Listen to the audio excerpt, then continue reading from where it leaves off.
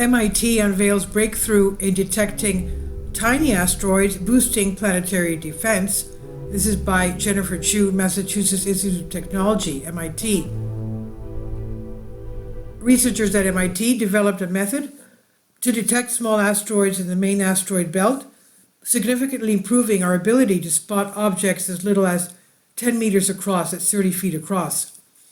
This new technique, which identified 138 space rocks ranging from bus to stadium size, allows for earlier detection and better tracking of potential near-Earth objects, enhancing planetary defense. The approach, using data from telescopes initially aimed at exoplanets, has uncovered over 100 new asteroids with implications for understanding asteroid origins and collision processes. Advancements in asteroid detection. The asteroid that wiped out the dinosaurs is estimated to have been about 10 kilometers, that's 6 miles wide, roughly the width of Brooklyn, New York. Fortunately, impacts from such massive objects are extremely rare, occurring only once every 100 million to 500 million years. In comparison, much smaller asteroids, about the size of a bus, hit Earth far more often, approximately every few years. These decameter asteroids, measuring 10 to 100 meters, that's 30 to 330 feet across, are more likely to break free from the main asteroid belt and become near-Earth objects. When they do collide with Earth, they can cause significant damage, as seen in the 1908 Tunguska event in Siberia and the 2013 Chelyabinsk explosion over Russia. Studying decameter-sized asteroids in the main belt could help scientists better understand the origins of meteorites and the processes that shape our solar system. Now, an international team led by physicists at MIT have found a way to spot the smallest decameter asteroids within the main asteroid belt, a rubble field between Mars and Jupiter, where millions of asteroids orbit. Until now, the smallest asteroid that scientists were able to discern there were about 1 kilometer in diameter. When the team's new approach, scientists can now spot the asteroids in the main belt as small as 10 meters across, that's 30 feet across. In a paper published December 9 in the journal Nature, the researchers report that they have used their approach to detect more than 100 new decameter asteroids in the main asteroid belt. The space rocks range from the size of a bus to several stadiums wide and are the smallest asteroids within the main belt that have been detected to date. The researchers envision that the approach can be used to identify and track asteroids that are likely to approach Earth. We have been able to detect near-Earth objects down to 10 meters in size when they are really close to Earth, says a study lead author Artem Burdanov, a research scientist in MIT's Department of Earth, Atmospheric and Planetary Sciences. He said, "We now have a way of spotting these small asteroids when they're much farther away, so we can do more precise orbital tracking, which is key for planetary defense." The study's co-author include MIT professors of planetary science, Julien and Richard Binzel, along with collaborators from multiple other institutions, including the University of Liège in Belgium, Charles University in the Czech Republic, and European Space Agency, and institutions in Germany, including Max Planck Institute for Extraterrestrial Physics and the University of Oldenburg. Integrating exoplanet and asteroid research. DeWitt and his team are primarily focused on searching the studies of exoplanets, worlds outside the solar system that may be habitable. The researchers are part of the group that in 2016 discovered the planetary system around TRAPPIST-1, a star that's about 40 light years from our Earth, using the TR Ancitting Planets and Planetesimal Small Telescope, TRAPPIST for short, in Chile.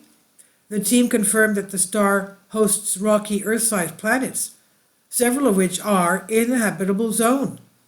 Scientists have since trained many telescopes focusing at various wavelengths of the TRAPPIST-1 system to further characterize the planets and look for signs of life. With these searches, astronomers have had to pick through the noise in telescope images such as any gas, dust, and planetary objects between Earth and the star. To more clearly decipher the TRAPPIST-1 planets, often the noise they discard includes passing asteroids. For most astronomers, asteroids are sort of seen in the veranum of the sky, in the sense that they just cross our field of view and affect your data, DeWitt says. DeWitt and Berdanov wondered whether the same data used to search for exoplanets could be recycled and mined for asteroids in our own solar system.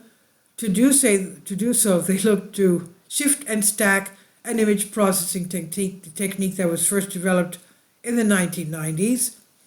The method involves shifting multiple images of the same field of view and stacking the image to see whether an otherwise faint object can outshine the noise.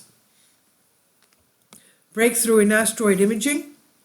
Applying this method to search for unknown asteroids and images that are originally focused on far-off stars would require significant computational resources, as it would involve testing a huge number of scenarios for where an asteroid might be. The researchers would then have to shift thousands of images for each scenario to see whether an asteroid is indeed where it was predicted to be.